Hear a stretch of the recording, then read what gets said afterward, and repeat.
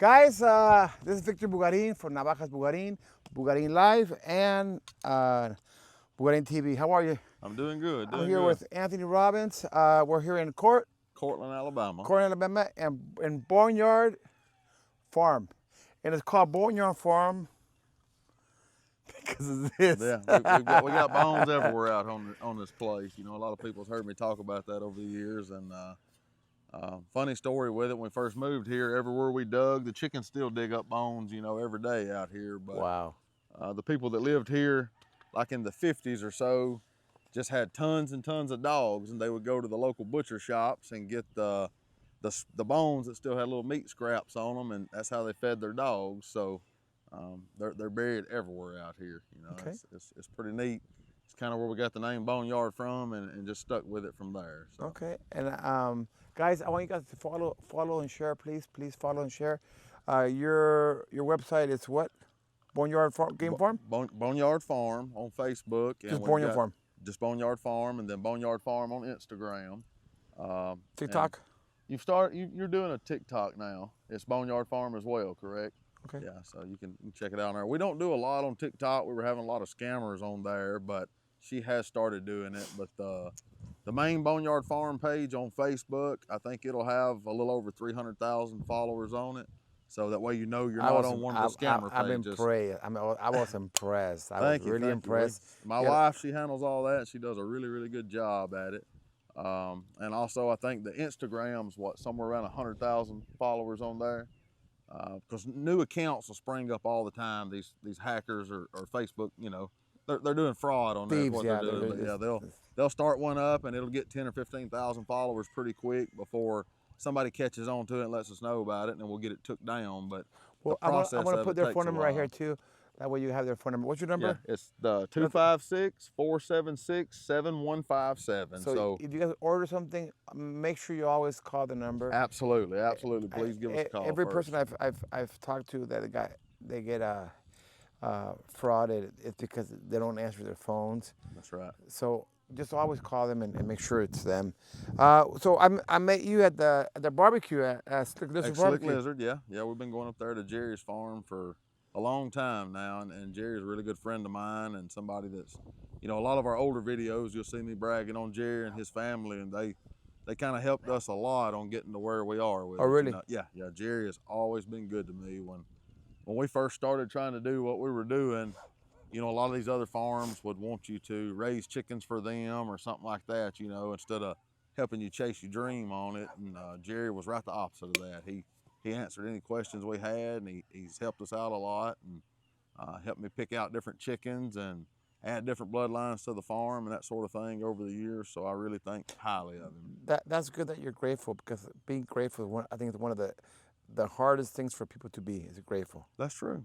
If you don't stay humble, you got to remember, you know, what the good Lord gives you, he can take it away. So a man needs to always stay humble and appreciate what he's got in life, for sure. So how long have you had the farm for? And your wife was saying that you've had chickens since you were a little baby, and she's had chickens. That's right. We both had chickens since we were kids. Now we've been together 20 years now, and now we've been at this farm for 13 years. 13 or 14 years that we've been here, but where we lived at the other place, we just had a couple acres in which we had chickens there too, you know. We really started selling birds in about 2014 or 2015, somewhere in there, and we started selling chickens. Before that, we just, you know, raised them for ourselves. So. Okay. And what are your major bloodlines that you have? Probably the main things that we raise and sell the most of is going to be the A-seals, sweaters, Kelsos, radios, and Albany. Let's go each one. Your A-seals. You sell the most A-seals? We sell a lot of them. I pretty much sell out of A-seals every year. What are they? We call them a Sonato A-seal. That's Okay. what I was told they were when I got them from JC. Just a really, really good bird to cross with anything, really gentle and really smart. You know, they're by far the smartest and gentlest bird that I've ever owned. You know, the Wow. A-seals are. That's the good thing about A-seals. They're very healthy. They're healthy. They're gentle. They cut real good. They cross real good. That's what they're good qualities, right? Yeah, and they'll add brain power to anything. Smart. No matter what you cross them on, it'll make a smarter bird. Okay. You like them half and half, or you like them? I like them at a quarter, but the half and halves, now for several years in a row, we were raising, I don't know, probably 300 half and halves, half sweater and half ACL. And everybody loved them. We sold out of them every year. So Sweater ACLs? sweater ACLs at half and half, you know, Okay. especially the guys in Mexico. They loved them at half and half there.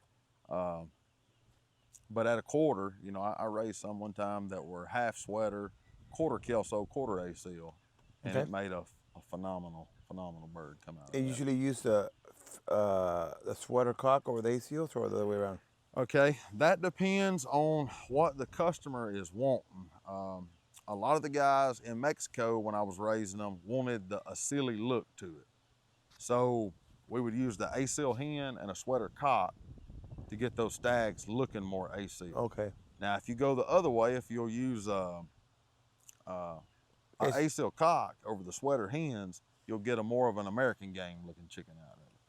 And you can still see the ACL in it, but not as pronounced. And ability-wise, they're same thing? Same thing, yeah. They would turn out the same thing either way. It's just using that ACL mama, we would get a little bit more of that ACL style body and a little bit more of that ACL style. And then those head. half hens, you use them with something else, or to make? Now, I've took the half and half hens and bred them back to sweater Kelso, and that's how I would make the half quarters. Okay. You know, the half sweater, quarter Kelso, quarter ACL. And it made a phenomenal bird going. Better than the half and halves? In my opinion, well, it varies on where you're going to use them at, you know, and what style of show you're going to use them in. Okay. For Mexico, half and half seemed to be the trick down there because most of their shows had a real big place. Real big place. Right. Yeah. Okay. And that bigger place makes a difference. On the more ACL in it, the less he's gonna run anywhere across, you know. With the So you've had those for how many years? we've had the ACLs and the sweaters both. I got them at the same time from JC. I guess it's been going on. JC still? Where's JC from? He's still alive? The last time I heard, he was still alive. His wife had passed away. He was from out on the other side of Phil Campbell. Now, he wasn't like a big breeder, seller type. He always used his chickens. And he had got down in a little bit of bad shape, didn't think he was doing too good, and so he let me get those ACLs and sweaters from him. Yeah. Sweaters come lemon hackle or the dark sweaters? Or? They'll come all of it. I made my spangle sweaters, green-legged sweaters, out of the same sweater blood. Now, I do raise and get the ones that's the nice lemon hackle, white streamers, but now I'll also spit out of every 50, I'll have 1 or 2 a year that come almost as dark as a Cardinal Club Kelso. Okay.